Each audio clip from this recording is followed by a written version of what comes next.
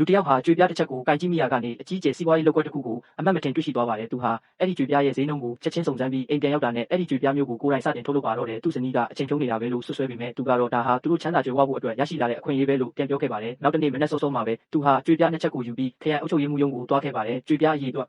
လေးကိုအုပ်ချုပ်ရေးမှူးကိုကိုယ်တိုင်နိုင်ရှင်စေခြင်းလို့ပါခရိုင်အုပ်ချုပ်ရေးမှူးကကြွေပြားနှစ်ချက်လုံးကိုတေချာစစ်ဆေးပြီးနောက်မှာတော့ချက်ချင်းပဲဆုံးဖြတ်ချက်ချလိုက်ပါတယ်။သူဟာအဲ့ဒီလူတညလုံးအပင်ပန်းခံလုပ်ထားတဲ့ကြွေပြားကိုပဲရွေးချယ်ခဲ့တာကြောင့်ထိုလူမှာအတိုင်းမသိဝမ်းသာသွားရပါတယ်။သူ့ရဲ့ကြွေပြားတွေကပိုကောင်းတဲ့ကုန်ကျန်းတွေကိုသုံးထားပြီးကုန်ကျစရိတ်လည်းပိုသက်သာကြောင်းသူကရှင်းပြခဲ့ပါတယ်။ခရိုင်အုပ်ချုပ်ရေးမှူးကလည်းသက်ဆိုင်ရာလူတွေနဲ့ချိတ်ဆက်ပေးဖို့သဘောတူခဲ့ပါတယ်။မကြခင်မှာပဲ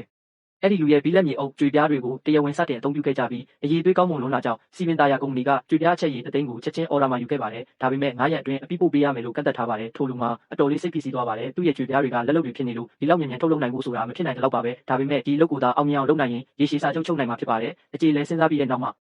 တော့သူဟာအန်ဂျိတ်ပြီးအဲ့ဒီအလုပ်ကိုလက်ခံလိုက်ပါတယ်။အိမ်ပြန်ရောက်တာနဲ့သူ့ရဲ့မိသားစုဝင်တွေတငယ်ချင်းတွေအားလုံးကိုခေါ်ပြီးတညလုံးမအိပ်ပဲကြွေပြားတွေလုပ်ကြပါတယ်။ဒါပေမဲ့အော်ဒါကအလုံးများလုံးလာကြောင်းသူတို့လုံလုံးနဲ့မမီပါဘူး။စီပင်ရဲ့အော်ဒါတော့မပြီးသေးခင်မှာပဲနေဝေးကတခြားစီးပွားရေးလုပ်ငန်းတစ်ခုကလည်းသူနဲ့လက်တွဲလုပ်ဖို့ကမ်းလှမ်းလာပြန်ပါတယ်။သူ့ရဲ့ချစ်ခင်ရသူတွေအပင်ပန်းလွန်နေတာကိုမြင်တော့သူစတင်ထိတ်လန့်လာပါတယ်။ဒီတိုင်းဆက်သွားလို့မဖြစ်ဘူးဆိုတာသိတာကြောင့်သူဟာစက်မှုလုပ်ငန်း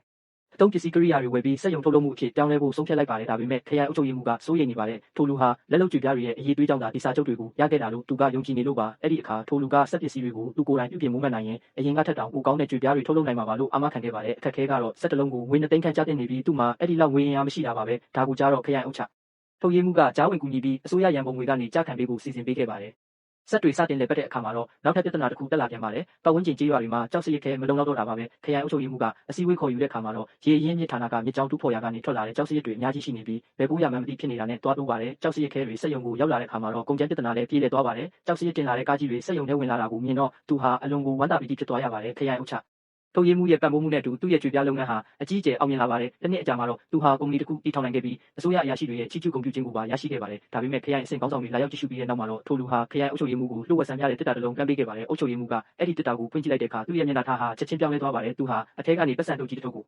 ဖြည်းဖြည်းချင်းဆွဲထုတ်လိုက်ပါတယ်။အဲ့ဒီမြင်ကွင်းကိုမြင်လိုက်ရတဲ့အရာရှိတိုင်းရဲ့မျက်နှာတွေဟာတခဏချင်းမှာပဲတင်းမာလေးနဲ့ဖြစ်သွားကြပါတော့တယ်။